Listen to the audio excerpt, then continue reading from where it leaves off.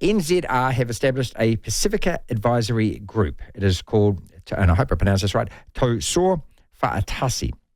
And it was launched to try and integrate as much as possible Pacifica players into every aspect of New Zealand rugby. So as much as we see representation on the field, it's off the field where that there is just so few Pacifica peoples who are involved, and not just only the coaching, but the administrative side of the game as well. Well, one of the main voices and the people charged with coordinating this project and navigating the practicality of how to actually implement the strategy and achieve the objectives is Eroni Clarke, the former All Black, who joins us to have a chat about 18-2.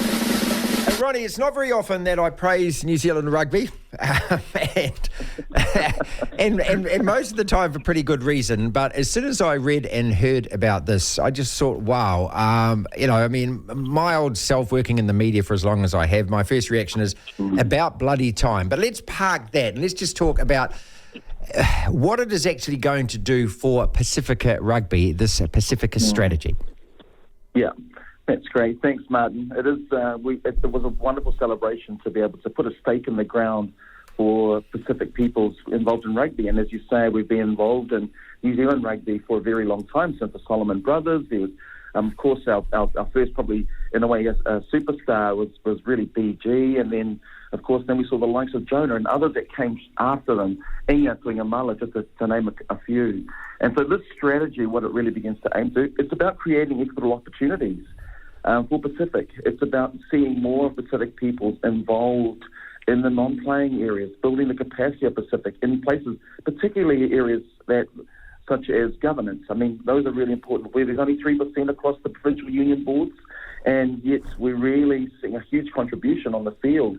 But certainly other areas like administration, like even looking at coaching, refereeing in the high performance area. And, of course, governance, coming back to governance again. I think that's really looking at trying to build the capacity of Pacific people in those. Not that that we don't have the capability. It's certainly areas that we probably haven't really thought about moving into. We're there to support our kids, but certainly moving into these other areas have been really important. Looking at also, I think what's really important is that if we want to create more better environments for Pacific to flourish, then really trying to create those in terms of lifting and enhancing the cultural responsiveness, if you like, of the levels of within the rugby community is important as well. So just thinking of some of those key things, that's why this strategy really was created, was to really look into those key areas to really make Pacific feel a lot more connected to rugby. Ronnie, just in terms of the practicality of it, I was reading something the other day about the Premier League, and all of the clubs have signed a charter which is voluntary, and it's kind of like the quota system in South Africa. Just simply that, hey, by this year, we need to know that when you have applications for jobs, that, for example, 1 in every 5 or 1 in every 6 people has to be of this race or this ethnicity, or it's got to be divided between the sexes. Do we need to go that far? Yeah, I hand over my heart. I wouldn't like to see rugby to go to that level in terms of having even legislation around that, in terms of having importance for those. I know that in other different codes, I think about even NFL, we had the great Jesse Sapolu, who was our guest speaker, and within the NFL, there's the Rooney Rule that they have, seeing minority groups represented, particularly Afro-American, within coaching staff of the NFL. So you kind of think, within New Zealand, I would. I wouldn't want to see us to get to that level in terms of, I know we do in different other sectors, in health and education, but certainly with the sport that we love and that we contribute to, I think I would imagine that we would just do this because it's the right thing to do.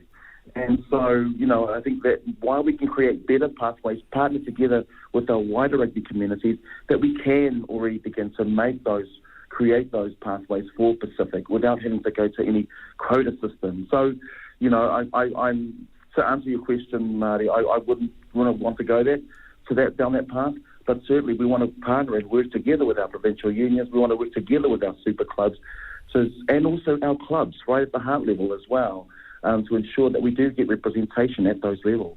You know, when you look at rugby in New Zealand, and you just have to go and watch kids play or any of the clubs, and then it goes into the professional. I mean, the amount of Māori, the amount of Pacifica players that are actually playing. Why don't those numbers translate into the running of the game? Why do you think that is?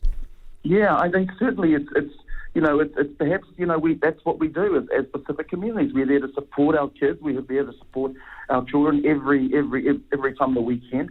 And it's an area that we, other than coaching, it's not a space that we actually really think about being involved in. We're certainly beginning to see numbers engaging in some areas, particularly at club level. We're seeing a lot more engagement around the boards and the committees. But even going higher level, we certainly have the capacity, I know that.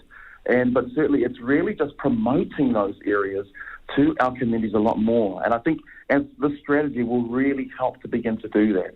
And so we're this, as I said, mentioned, there's 3%, even at New Zealand Rugby, at the staff here, where 7% of us are Pacific.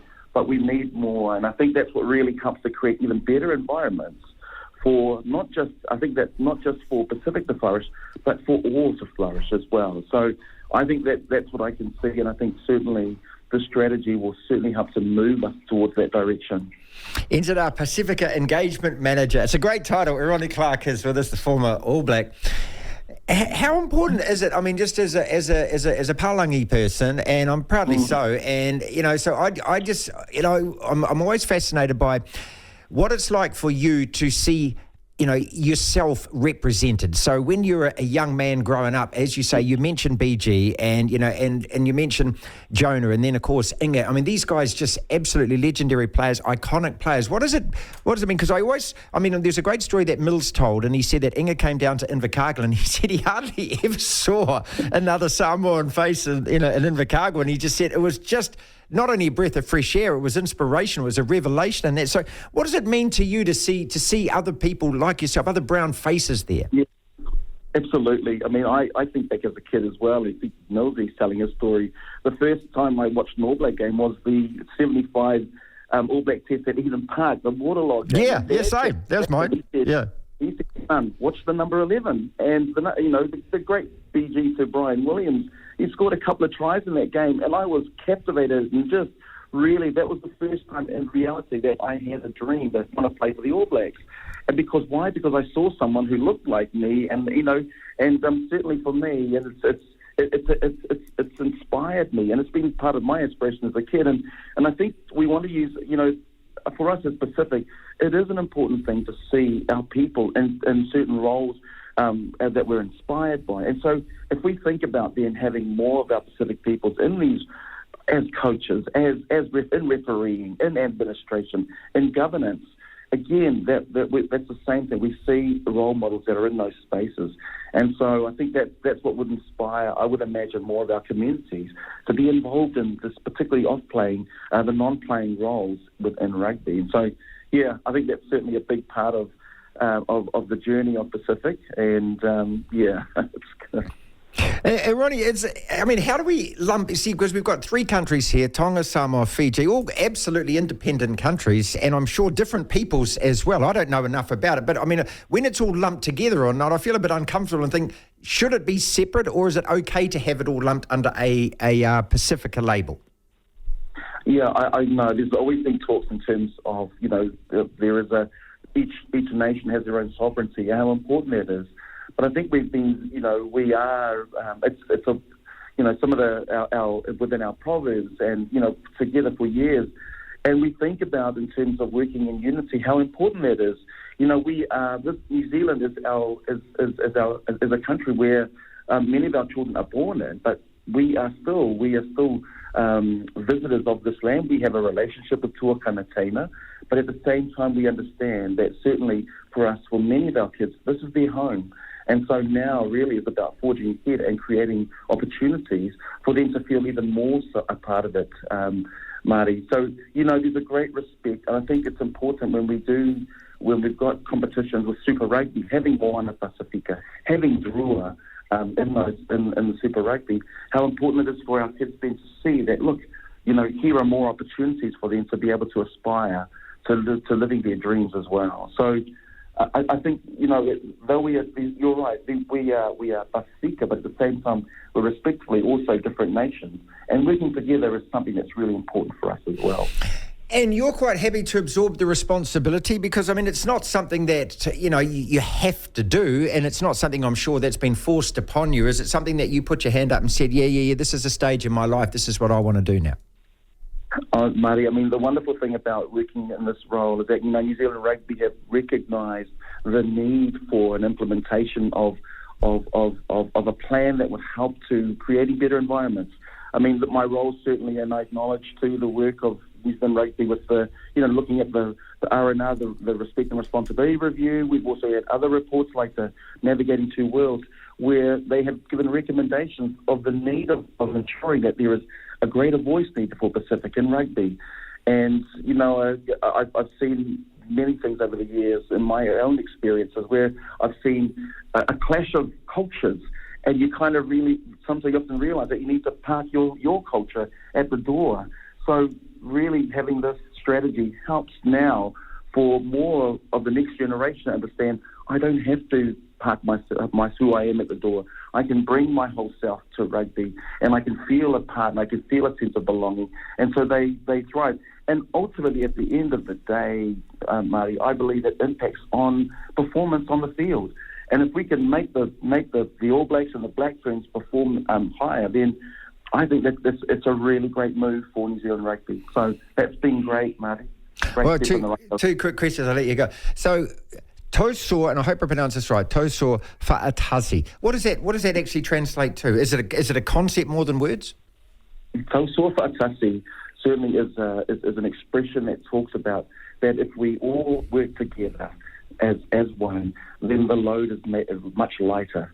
And so Tausoa Fa'atasi, that's exactly what it means. It means unity. It means working together.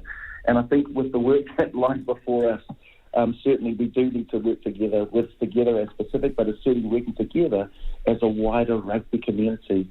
So at the end of the day, we want to improve, we want to improve everything in terms of the performance of our teams. And I think working together certainly is a huge step in the right direction. The Tausoa Fa'atasi is the Pacific Advisory Group that informs my role. It also there to support the New Zealand Rugby Board, the Māori Rugby Board, and also our exec here. So it's having the voice of Pacific already in New Zealand Rugby, and it's a wonderful way for New Zealand Rugby to recognise this.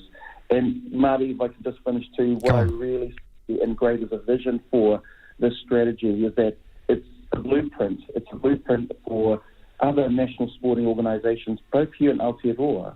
But then when you think about the diaspora of Pacific peoples around the globe, we see them representing even different nations outside of our home Pacific nations. Yeah. We've seen them in the last Rugby World Cup. It's a blueprint because surely, in my mind, they must be asking the same questions. How do they engage better with Pacific in their communities, in their clubs? So this strategy certainly acts as a blueprint for many other sporting bodies to understand and know. So I think this has been a wonderful thing that this certainly is a step in the right direction to helping and working collaboration with other national sporting bodies. Oh, look, as I said right at the beginning, I thought it was just a wonderful piece of news. That's why I couldn't wait to get you on and have a chat to you about it. And look, just on a personal level, it was so cool bumping into you, myself and my partner, Philippa, just at the Louvre, just walking around, and there you were with your wife and Caleb and that. Just what a wonderful family, and just you're so friendly all the time, and I got that beautiful photo with you and that, and it's just a real buzz for me, mate. Thank you. Well, Marty, over the years, you've always been good to us, and I really appreciated that too. Even with my playing days. And so to catch up with you there, Marty, your partner too, was wonderful too, bro. Brilliant. Good. Thank you so much again. Thanks, Marty.